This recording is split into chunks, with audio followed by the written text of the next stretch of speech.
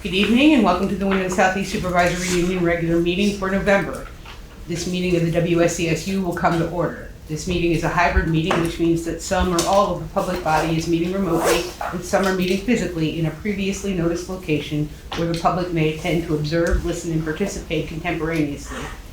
Please note that while we will strive to provide means for those attending remotely to participate in the public comment period, there may be technical difficulties or reasons that otherwise prevent or interrupt remote public participation. Therefore, it is important to note that the open meeting law only ensures the public's right to participate and comment at a public meeting by attending at the designated physical location as posted in the notice and agenda. If a member of the public or the public body has technical difficulties accessing this meeting remotely, please alert us by email. In the event of a technical difficulty that cannot be resolved, we may continue this meeting if necessary to time and place certain. Please note that all votes taken during this meeting that are not unanimous will be done by roll call vote in accordance with the law.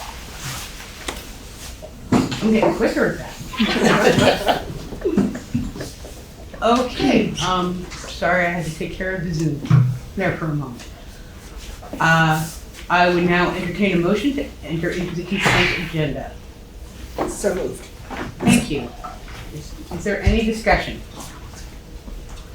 All those in favor, please signify by saying aye. Aye. Any opposed or abstentions? Thank you. The consent agenda is approved.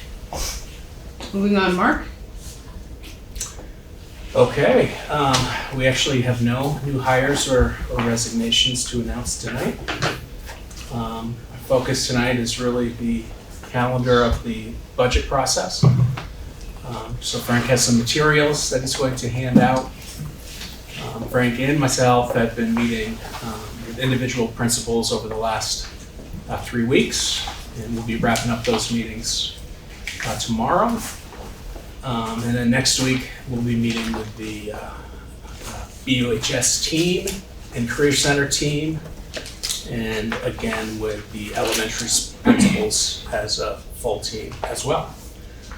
But we should have a draft ready to share by the end of the week this week. So I'll turn it over to Frank. Sure.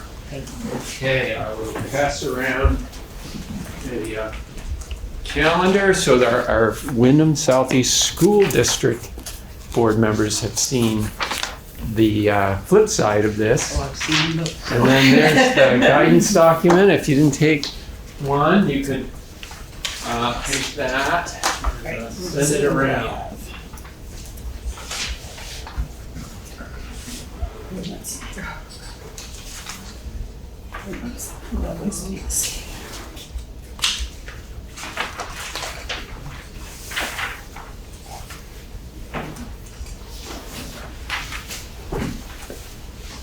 Okay, so I see it's made its round. We'll share. I'm going to do this a copy, but you've probably seen a couple of times.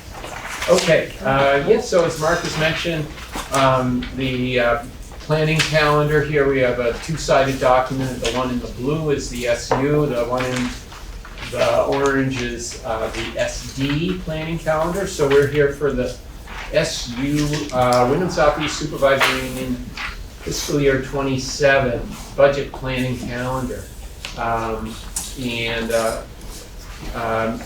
We'll go through all the lines here, but we'll catch us up to where we are today, November 12, right, kind of in the bottom third of the planning timeline for the SU.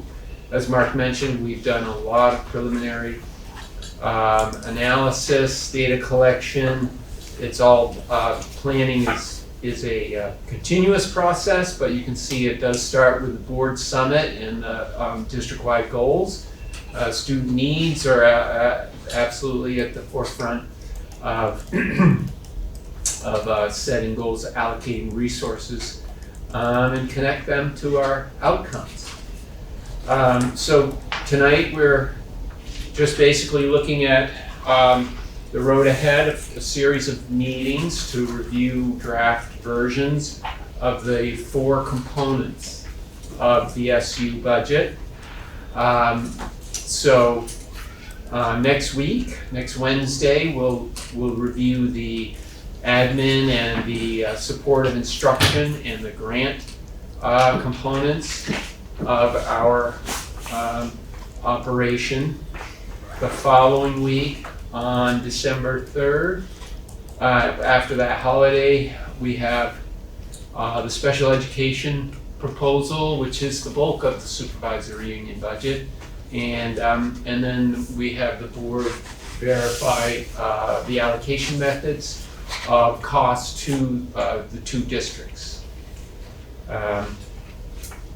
And then on our third meeting, we would review food service, operations, transportation, and the revenue assumptions within the supervisory union. And typically we would look for a board vote. Generally we try to have that board vote prior to this Windham Southeast School District first draft, so that the assumptions of the SU can be built into Vernon and to the Windham Southeast School District budgets. And so that vote could occur either on December 10 or December 17.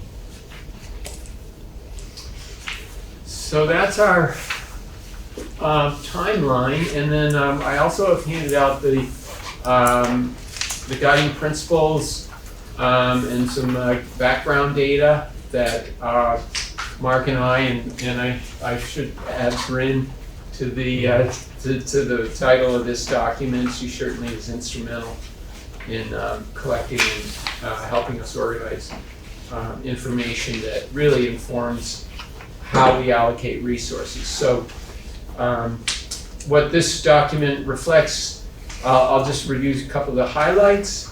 As I say, I think the supervisory, the Windham Southeast School District Board reviewed this at the previous meeting, so it'll be old news to those folks. First page is basically highlights of Act 73, and specifically those provisions of the law that are effective with this new budget that starts July 1, 2026. And though the most significant piece of that is the average class size minimum standard. So you can see there, first grade must have at least 10 kids in a class, 2 through 5, 12 kids, grades 6 through 8, 15, and the secondary 9 through 12, 18 students in class. School construction, infrastructure planning, it looks like the Agency of Ed is going to start organizing construction standards and a process to apply for construction aid. So I would assume we're going to be looking at something that was similar in process to prior to 2007, when that's the year that the state got exited out of construction aid, and therefore there was no application process for additions and renovations and so on. It was pretty much subject to all of the standard state agency building codes. At this point they haven't defined any specific support, financial support, but looks like they're considering an application process. The rest of these references are for future issues that, of course, we need to plan for today, so that we are prepared for all of these transitions in the way pre-K is funded, the way career technical ed is governed.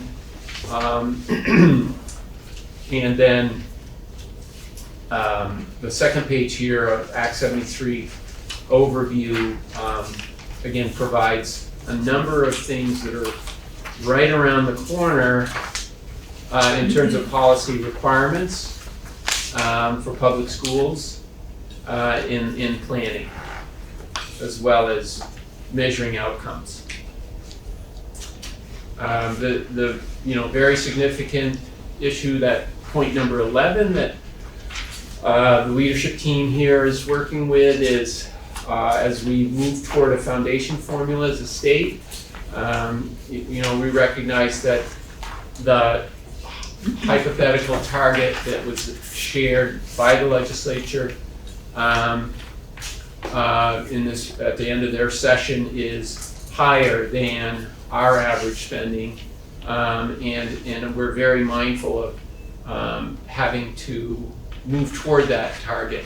It's a changing number, so there's no definitive way to present a plan that meets a future funding formula target, but we just know that one of the many objectives of Act 73 is to create fiscally sustainable public school budgets.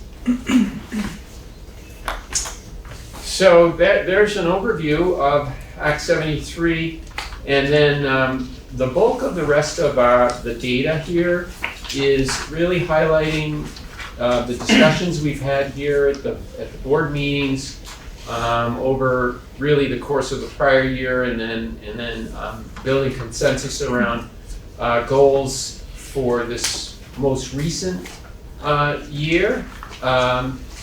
And it identifies the great success that we are seeing in raising student outcomes.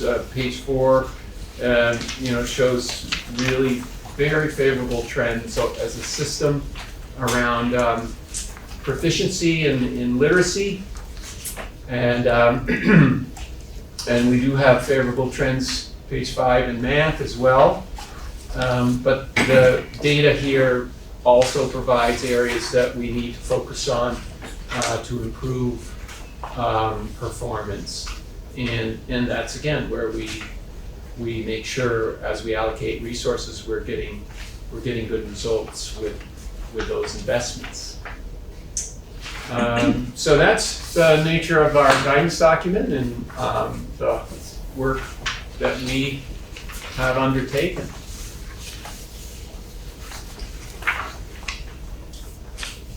I think Tim has a question. Yes. On the first page, number 3, transition to larger school districts. It says new larger school district boundaries are set to take effect on July 1st, 2026. This, I think you'll admit, is very much up in the air.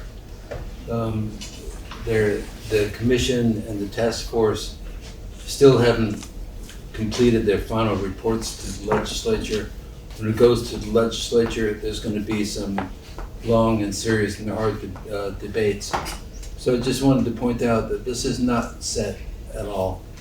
Well, this is current law, so that the expectation is that as long as the legislature does follow through with a number of these essentially commitments that they've made, yeah, it's current law. So, but as with any law, the legislature can change, technical correct, and make new laws. I'd like to point out that the Act 73 Redistricting Committee rejected their most recent maps in favor of a BOCES map just on Friday, if I'm not, I heard from Rebecca Holcomb about that, so. Interesting. More questions?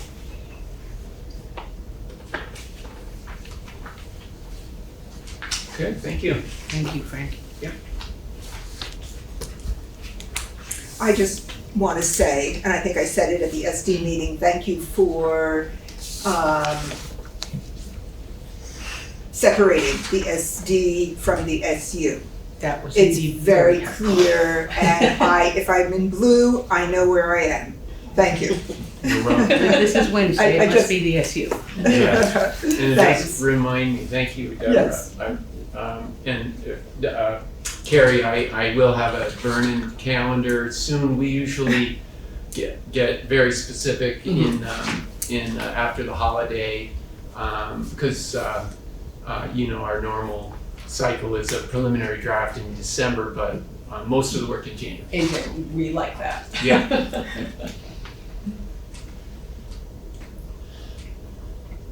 All right.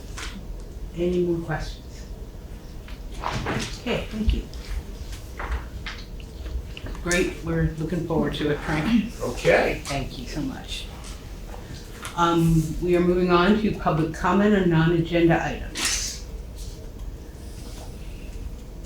Let me see. Yes, Flo, could you identify yourself and your town of residence, please? Yes, hi. I'm Flo Levin. Can you hear me? Hi. It's not letting me. Okay. Hi. It's not letting me start my video. I don't know why. So my name is Flo Levin. I am a teacher currently at Dummerston, and I have a question which is about an agenda item. And my question. Then we will discuss that when we get to the agenda. No, but here's the question. The question is, will there be public comments on the old business? Of course there will. Okay, great. Just double checking because I wasn't sure about the process. Thank you. And for everyone at home, we had to take security measures because we were having a problem with Zoom bombers, which is why you need permission to unmute yourself and you can't start your own cameras.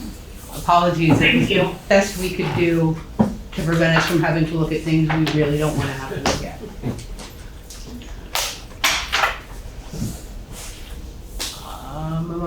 I do not see any other hand.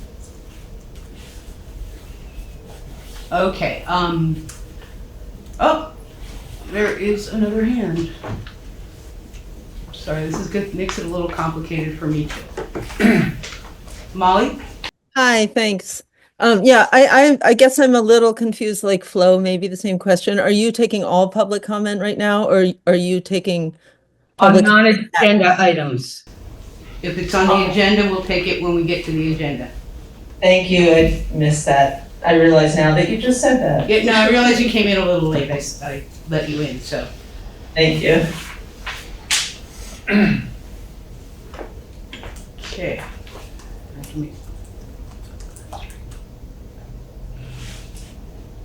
Okay, I don't see any further hands. Under new business, I have one thing and then I wanted to give another update.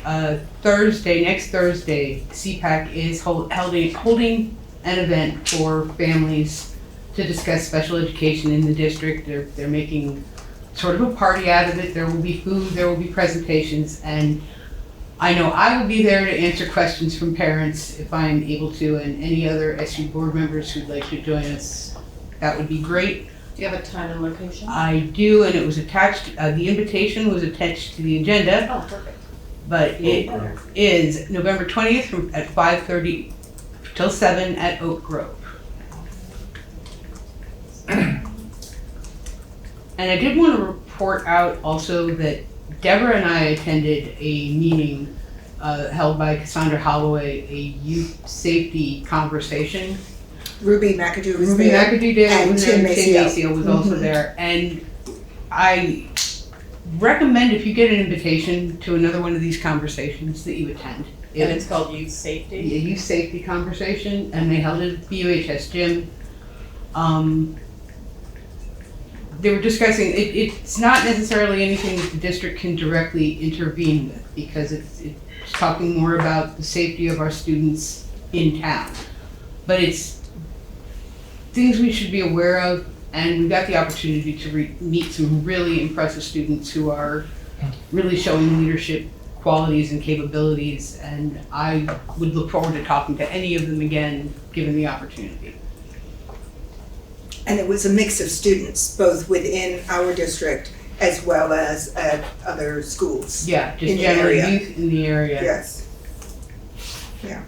So we got to meet people we would never get the chance to meet, and many people from the town were here, including Chief Hardy, and members of the select board, and generally people who participate with youth. Do you know if there's another one coming up? I do or- not, Okay. but if I get another invitation, I will see to it that the rest of the board gets that invitation, though we may have all gotten it first We time. did all get it, yeah. But it may have looked like another training thing that we get 500 of every day. Okay. Okay.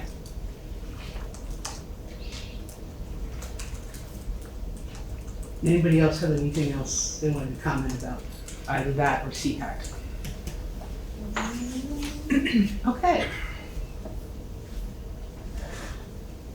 Oh, and they did wind up leaving with the other policies, sorry, something changed about the agenda. So moving on to old business, we're here to have a second reading of the superintendent and evaluation and contract negotiation, which is not a policy that does not currently exist. And everybody got a chance to read it.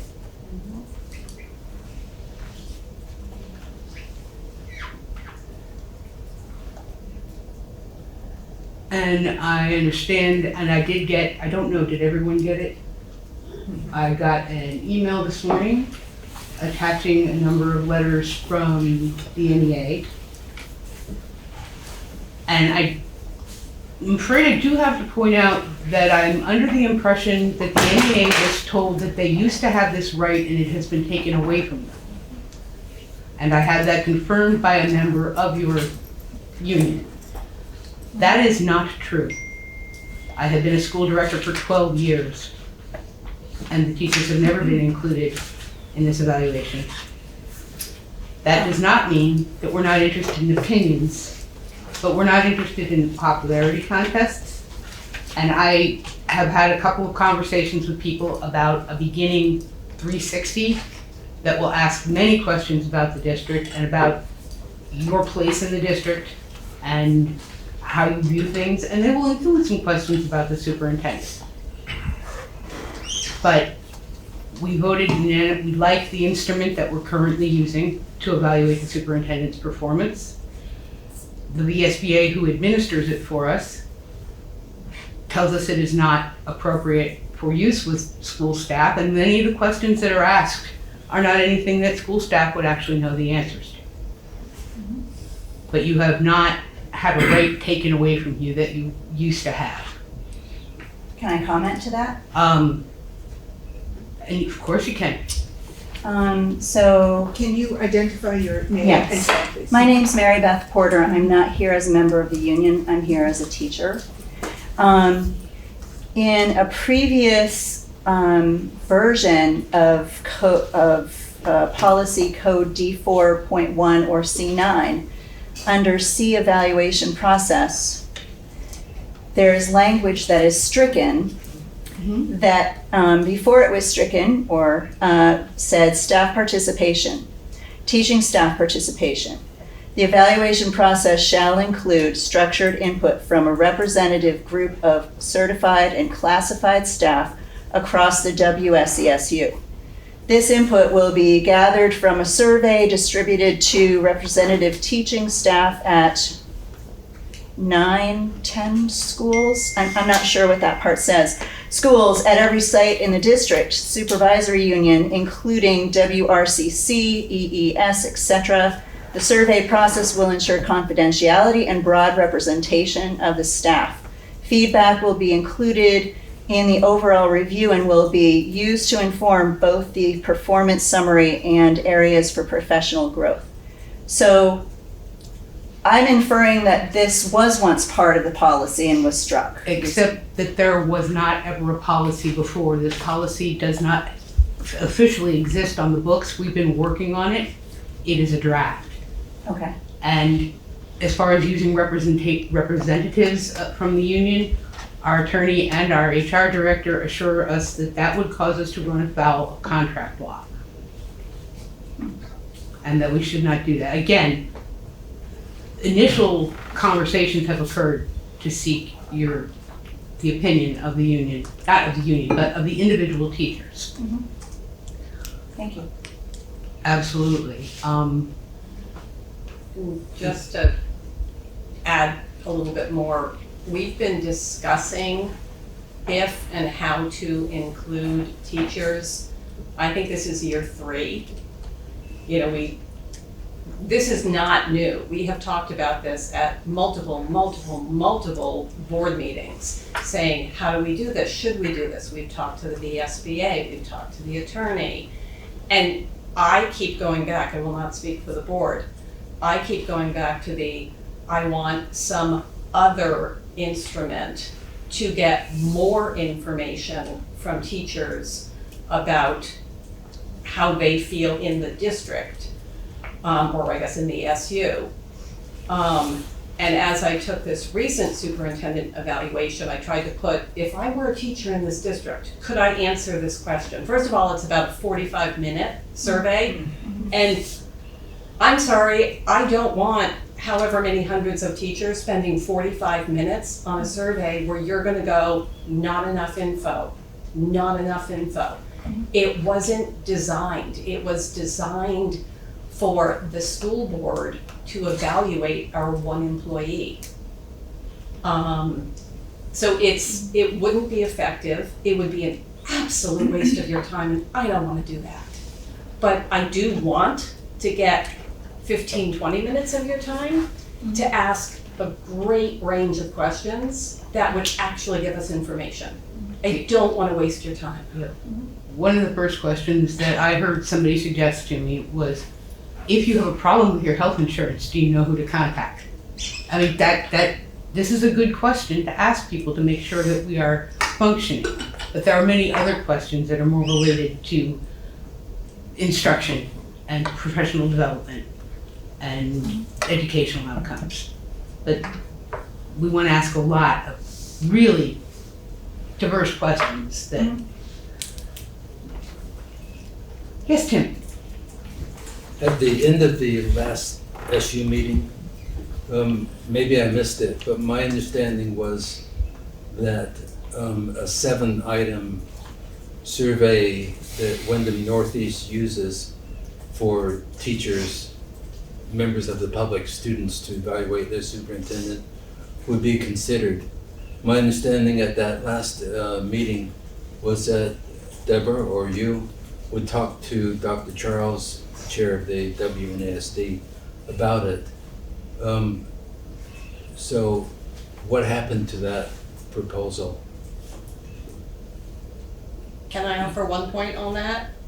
I don't think we ever said we were going to take that survey. I don't remember specifically saying, I am not switching out our current in-depth survey for a 7-question survey to evaluate our chief executive officer. I'm not operating under that. I'm not having 7 no, I like our system so much better. So I don't believe we ever entertained using that 7-question survey. Yes? Then am I mistaken that you were going to consult with Dr. Charles?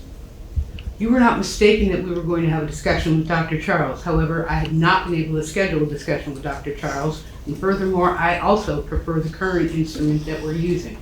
And I'm not interested in how another district runs their district.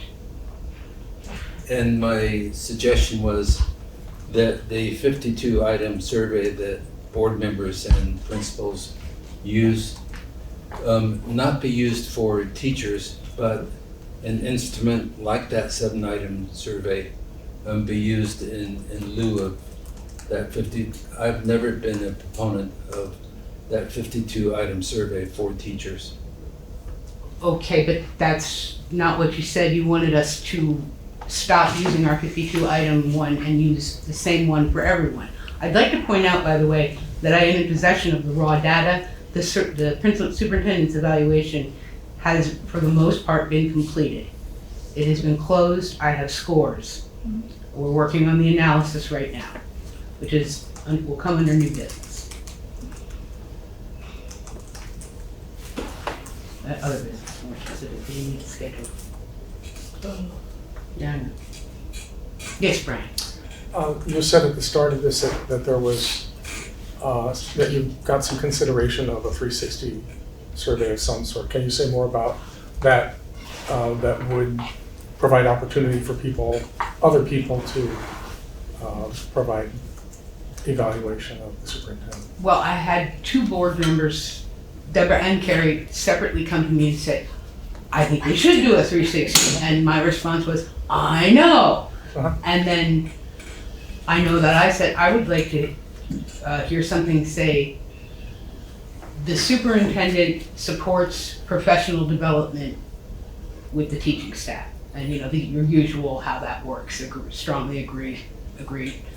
And that was one question. And Carrie wanted to know about the benefits. And I cannot even remember what Deborah asked me, but I'm thinking that this is something we would do as a board, not something I would do myself. This was just things that have come up since the last meeting.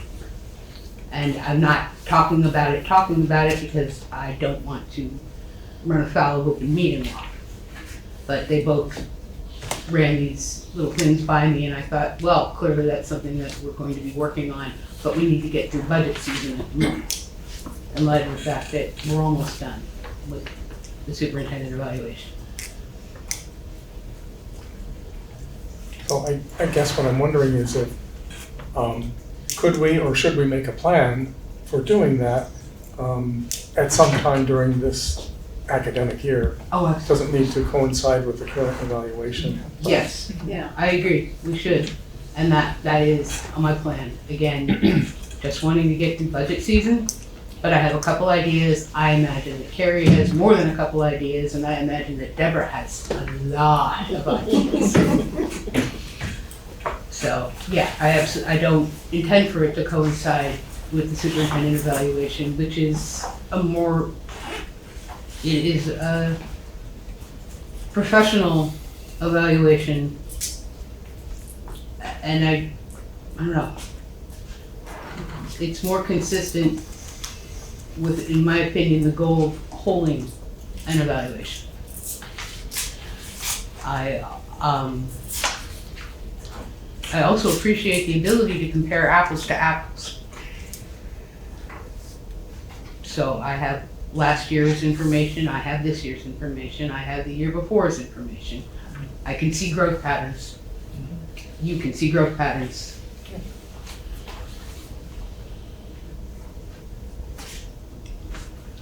I'm sorry, I'm having a little trouble with my Zoom here. Where'd it go? Can I help her? I'm trying to decide. Okay. Yeah, it was. Well, Yes, hi. My camera isn't letting me. Okay, whatever. So this is Flo Levin. I am currently a teacher at Dummerston. And I'm somewhat confused because I believe that what is being created is a policy around, it sounds like the current evaluation is mostly completed, but what we are talking about in the policy committee, what you're talking about is going forward, what the policy will be for supervision and evaluation of the superintendent. Is that accurate? so it's not in the policy committee anymore. It's been presented to the supervisory union as a first reading. It's a draft policy. This policy has never existed before. Right. So what I would like to make sure is that there is input on this before it becomes policy. And somehow I missed the beginning of the process, which was around how decisions are being made about who has a voice in this process. And one of the things that I really wonder is, taking into account that, the district, my understanding is that part of the role of the board is to ensure accountability, transparency, and alignment with the goals of our district, the Windham Southeast Supervisory Union. And I am very confused about how an instrument to evaluate the superintendent would not include all of the stakeholders. And this has nothing to do with a popularity contest. This has nothing to do, this isn't about the union having a voice. This is about individual teachers having an ability to have a voice in providing information about the process. And we are pretty big stakeholders. You know, you talk about, oh, the trends are going in the right direction. Teachers, you know, are the ones on the ground making this happen. So teachers' view of ultimately the boss, the one who's making the decisions that directly impact us, seem like they should be part of the process. And it doesn't mean part of the decision-making process. It means part of the information that you gather. So I'm pretty deeply confused about why you would not be gathering information from teachers. And it doesn't mean scrapping an instrument you currently have. Why wouldn't you add to it? Why wouldn't you provide, you know, X number of questions that teachers can answer? And my questions aren't about whether we know about health insurance or whether we know about you know, specific things, whether we're getting appropriate information.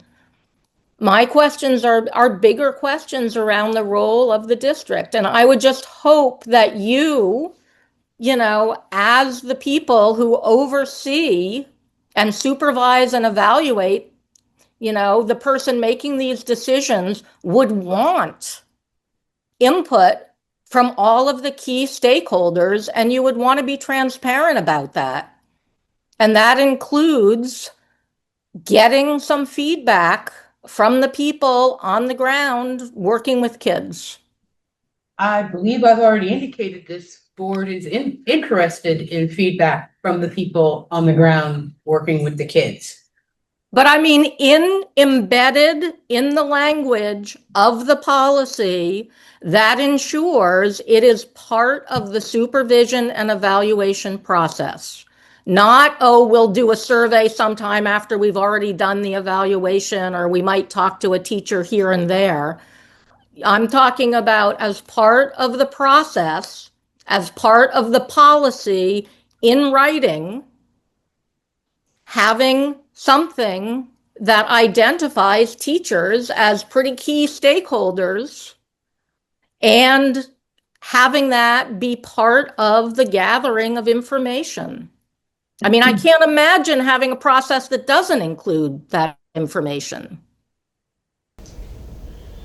Thank you.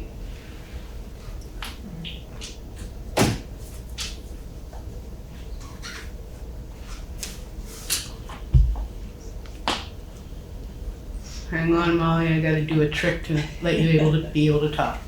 You're gonna have to teach me that sometime. Thank you. Mm-hmm. Recognize the voice, but I appreciate the effort. I just wanted to say, when I first read the policy with the stricken language and stuff, I kind of landed in a place of curiosity, because I guess like Flo, I felt a little confused, like why wouldn't we want teachers to have voice and or give our superintendent the opportunity to reflect in that way from that key constituent group? And I just want to review what I've heard you say tonight and then so far and see if I'm right, that what I've heard is what you meant to put out. I heard you say that there could be some issues with contract law around that. So I'm a little curious about that. Like I don't know anything about I know a little bit about contract law, but I don't know what the complications would be. I have to admit, I felt a little prickle at the idea of it being a popularity contest, because I think that sort of implies that teachers wouldn't be professional in how they give feedback. So that was a little prickly, and I no big deal, but I'd like to issue an apology for those words. That isn't how I meant for that to come out at all. And okay. I know it did come out that way. You're not misconstruing it. I screwed up, not you. So I apologize. Thank you. I love how you took responsibility for that, and I do that in my life too. So thank you so much. You didn't hear me wrong. I said it wrong. Thank you. My prickles have gone down. My hairs are no longer raised. And then you said something about the time. I want to thank you for that, for recognizing that 45 minutes is a lot of time in a teacher's day. And something about other instruments that I didn't quite catch. I guess like flow, I'm not thinking so much about our current board or our current superintendent. I'm thinking about the times that we're living in. And I'm thinking about how policy dictates not just our current practice, but our future practice. And I have some concerns about changes that have happened in school boards nationwide and what that's meant for communities. And so I guess I would put out a word of caution in that regard, thinking long term and thinking about how policy is in place until it's changed. And then like flow, I guess I like the concept of codifying how and what the tools would be that would allow voice of different constituent groups.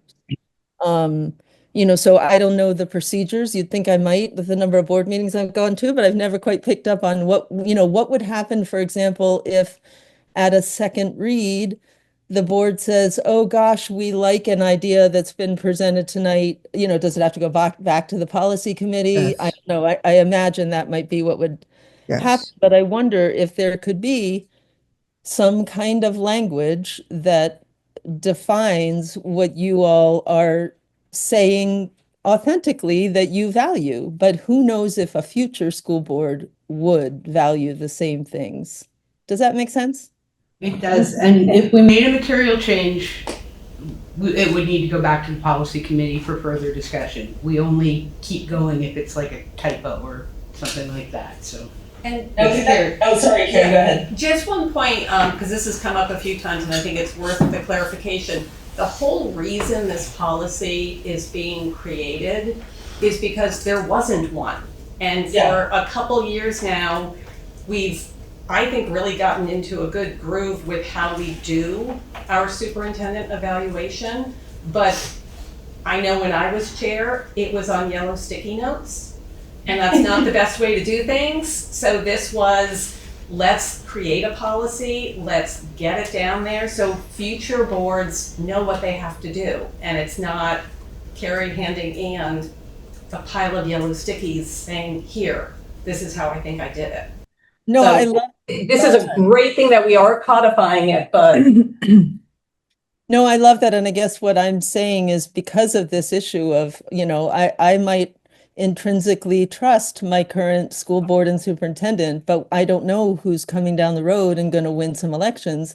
And given my experience of the last, months in the United States of America, I have some real concerns. And I would ask that if you're going to codify something, that you codify something that embodies all of the values that you're putting forth around transparency and around the voice of teachers, et cetera.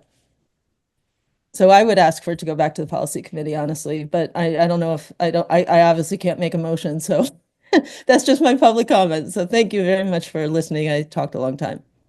Thank you, Molly. That was indeed a very thoughtful comment. Appreciate you making it. I just want to add, in relationship to what you said about the future. The issue of the future came up when we were talking about the budgetary timelines and the package that Frank gave out.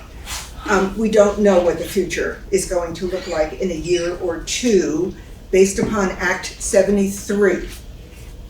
There is certainly a move on the part of the state to take over policy so that it's dictated to the districts what something like this would look like. So I appreciate the energy that's going into this. We don't know what the future is going to look like.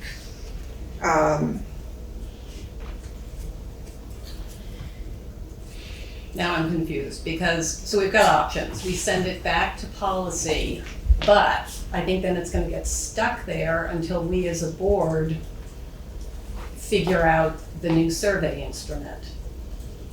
Because I don't think it's, decide to use it. if we decide to use a new survey instrument, I feel like that work has to be done here I don't think it's fair to say to policy, yeah, no, that doesn't fit, so it's, okay. Trying to think how we proceed. Yeah, that is a good question. You know what I mean? Like, because we have to do our work. We can table this until we come back to where we want to go with it. Because it will just be, if we send it back to policy, it will just be having the same discussion again and again. What I'd like to suggest is that we come to the next meeting with an idea for how we want to handle a 360 situation. And maybe even a few questions, so we probably want to form a committee to write that. And we will run that by people who know how to do 360s just to make sure that we are doing it correctly and not asking strange and loaded questions. However, again, the superintendent's evaluation will be worked on because I've got the preliminary results, and I will be meeting with the VSBA tomorrow. And since we have to meet for budget stuff next week, what do you say we attach an executive session to that so we can work on our rewrite? Yes. Hi, I'm Tessa Anders. I teach at BUHS and I'm a parent in the district also. I want to echo some of what Molly said. I agree that given that there wasn't a codified policy about this evaluation process, I think that in codifying it, it's important that we find ways to include stakeholder input, including educators and teachers in the district. And I just want to add that if the 52 questions from the School Board Association's suggested survey, or the survey you've been using, primarily looks at things that teachers wouldn't have knowledge of, then that might be an indication that there are some really important things that are being missed in that survey. I understand that there's a lot of different roles within the district, and that certainly a superintendent has a lot of important parts of their job that are not always the things that teachers have day-to-day knowledge of, but ultimately we're all here to educate students, and we are the ones that are in classrooms with them daily. And I think if whatever mechanism you have been using or plan to use doesn't include information about direct interaction with students and the instruction and what teachers are experiencing in terms of communication and relationships in the district and all of the things that we do have knowledge about, then that by itself might be an indication that there is something missing from that. And again, process. that's an analysis that I am interested in hearing. Mhm. And Yep. on a completely side note, I'd like to point out you have a very impressive student. Oh, I got an thank you. email from them Yes. last night. I apologize for being personal there, but I was really We've impressed. just Yeah, come they're from, pretty great. we've just My come other kid's from, great too. we've just come from a policy meeting, right, yes. Mhm. Thank you. So yeah, I see And the point. I don't doubt your intention to take that information in, I really don't, but I agree with Molly that if there hasn't been a policy and one is being put in place, that seems like a glaring hole in that policy, to not have some mechanism that's built into the process that would involve teacher and educator input. Thank you. Thank you. People keep coming in. Sorry, it's hard for me to hold the meeting and the Zoom at the same time.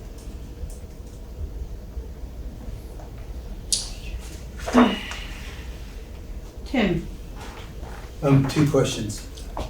The 360 that you mentioned at the start of this discussion, I'm not clear, what would the focus, what would the purpose of that 360 be? What would be the major focus? the focus would be on the district. Not the superintendent, but the district. The superintendent is part of the district. Okay, and then the second question is, a minute ago you mentioned that the SU might get together in executive session to rehash the policy.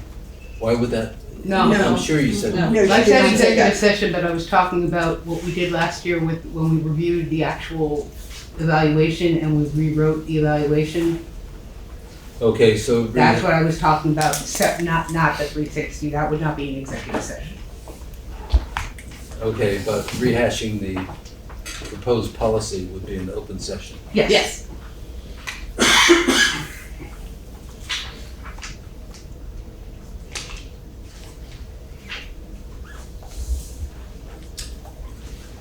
Okay then, I think we will not be really calling this a second reading.